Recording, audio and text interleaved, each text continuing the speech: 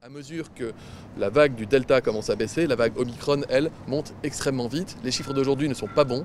Ils sont même les pires chiffres enregistrés en termes de contamination depuis le début de la pandémie. C'est de mémoire 88 000 cas positifs qui ont été enregistrés. Alors nous testons beaucoup, donc nous trouvons beaucoup, mais très clairement, nous constatons en France ce que nous constatons dans tous les pays qui sont touchés par ce variant Omicron extrêmement contagieux, avec un doublement du nombre de cas positifs quasiment tous les 2 jours, ce qui veut dire que j'avais parlé de 100 000 cas positifs par jour entre Noël et Nouvel An, peut-être même que ce sera très près de Noël, davantage plus près de Noël que du Nouvel An. À côté de cela, il y a des nouvelles qui nous proviennent, et j'en parle régulièrement, d'Angleterre, du Danemark, d'Afrique du Sud, avec des premières publications sérieuses du point de vue scientifique qui semblent attester que le variant Omicron serait peut-être 2 jusqu'à, selon les études, 2,5 fois moins dangereux une fois qu'on l'a attrapé que le variant Delta. Ce qui est factuellement une bonne nouvelle. J'y mets encore toutes les réserves. Il faut pouvoir confirmer ça sur une population plus large, avoir plus de recul.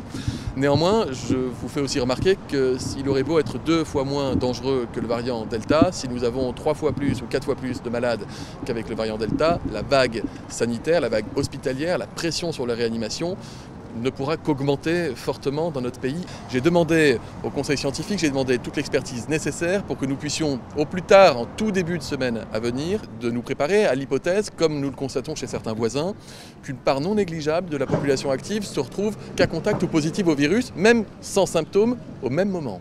Et évidemment, nous devons éviter tout phénomène de paralysie dans le pays, vous l'aurez bien compris. C'est pour ça qu'il y a des cellules d'anticipation à tous les niveaux. J'en ai une au niveau sanitaire, au niveau de l'éducation, au niveau des transports, au niveau de l'économie, etc., de manière à permettre au pays de tourner. Évidemment, rassurez-vous de ce point de vue-là.